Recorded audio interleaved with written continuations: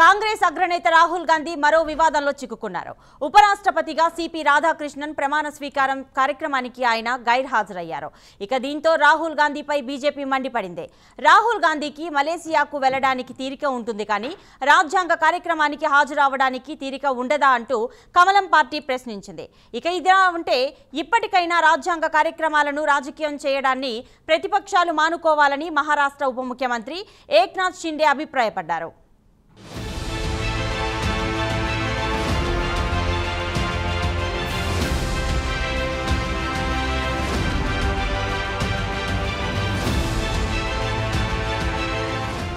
భారత నూతన ఉపరాష్ట్రపతిగా సిపి రాధాకృష్ణన్ ప్రమాణ స్వీకారం చేశారు.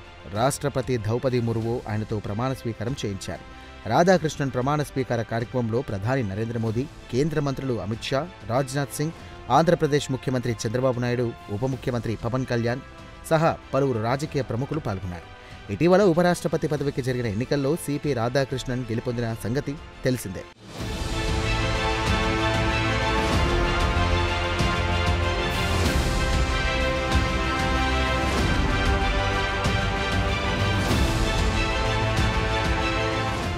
అయితే ఇంతటి కీలక కార్యక్రమానికి కాంగ్రెస్ అగ్రనేత రాహుల్ గాంధీ డుమ్మా కొట్టారు. దీంతో ఇది హాట్ టాపిక్గా మారింది. రాహుల్ గాంధీ హాజరు కాకపోవడంపై భారతీయ జనతా పార్టీ మండిపడింది. వీలు దొరికినప్పుడల్లా రాజ్యాంగాన్ని అవమానపరచడమే రాహుల్ గాంధీ లక్ష్యంగా పెట్టుకున్నారని కమలం పార్టీ దుయ్యబట్టింది. ఇటీవల జరిగిన స్వాతంత్ర్య దినోత్సవ వేడుకలకు కూడా రాహుల్ గాంధీ హాజరు కాలేదు. ఇటువంటి నైజం గల రాహుల్ గాంధీకి ప్రజా జీవితంలో కొనసాగే అర్హత లేదని బీజేపీ జాతీయ ప్రతినిధి ప్రదీప్ భండారి నిప్పులు చెరిగారు. ఎక్స్ వేదికగా ఈ మేరకు ఆయన ఓ పోస్ట్ పెట్టారు.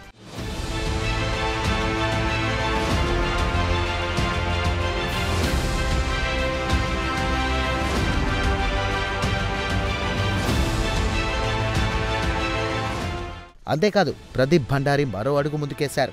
రాహుల్ గాంధీకి మలేషియాకు వెళ్లడానికి తీరిక ఉంటుంది కానీ సిపి రాధాకృష్ణన్ ప్రమాణ స్వీకారం చేసే కార్యక్రమానికి హాజరయ్యే తీరిక మాత్రం ఉండదని ఆయన వ్యంగ్యాస్త్రాలు సంధించారు. అధికారిక రాజ్యాంగ కార్యక్రమానికి హాజరు కావాలన్న ఆలోచన రాహుల్ గాంధీకి ఎందుకు రాలేదో తనకు ఆశ్చర్యంగా ఉందన్నారు ప్రదీప్ భండారి. ప్రజాస్వామ్యానికి రాహుల్ గాంధీ ప్రమాదకారిగా మారారని ప్రదీప్ భండారి ఘాటు వ్యాఖ్యలు చేశారు. భారతదేశంలో ప్రజాస్వామ్య వ్యవస్థను తన వ్యవహార శైలితో రాహుల్ గాంధీ అపహాస్యం చేస్తున్నారని బీజేపీ నేత ప్రదీప్ భండారి నిప్పులు చెరిగారు.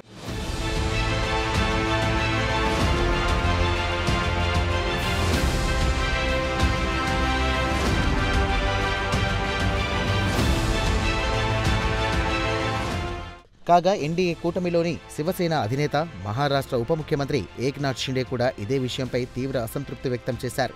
రాజకీయాలకు, రాజ్యాంగ కార్యక్రమాలకు సంబంధం లేదన్నారు ఏక్నాథ్ షిండే. రెండింటినీ కలిపి చూడకూడదని ఆయన హితవు పలికారు. సిపి రాధాకృష్ణన్ ప్రమాణ స్వీకార కార్యక్రమానికి రాహుల్ హాజరైతే అది ఎంతో హుందాగా ఉండేదని ఆయన వ్యాఖ్యానించారు. ఇప్పటికైనా రాజ్యాంగ కార్యక్రమాలను రాజకీయం చేయడాన్ని ప్రతిపక్షాలు మానుకోవాలని ఏక్నాథ్ షిండే కోరారు.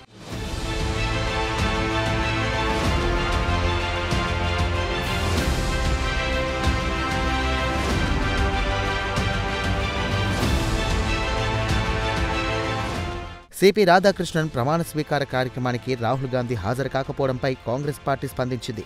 అయితే ప్రభుత్వం నిర్వహించే ప్రతి కార్యక్రమానికి ప్రతిపక్ష నేత తప్పనిసరిగా హాజరు కావాలనే నిబంధన ఎక్కడా లేదని కాంగ్రెస్ నాయకుడు ఉదిత్ రాజ్ స్పష్టం చేశారు. అయితే కాంగ్రెస్ పార్టీ తరపున మల్లికార్జున ఖర్గే హాజరయ్యారని ఉదిత్ రాజ్ వివరణ ఇచ్చారు. అంతేకాదు రాజ్యాంగాన్ని ద్వేషిస్తోంది భారతీయ జనతా పార్టీయేనని ఉదిత్ రాజ్ ఎదురుదాడి చేశారు.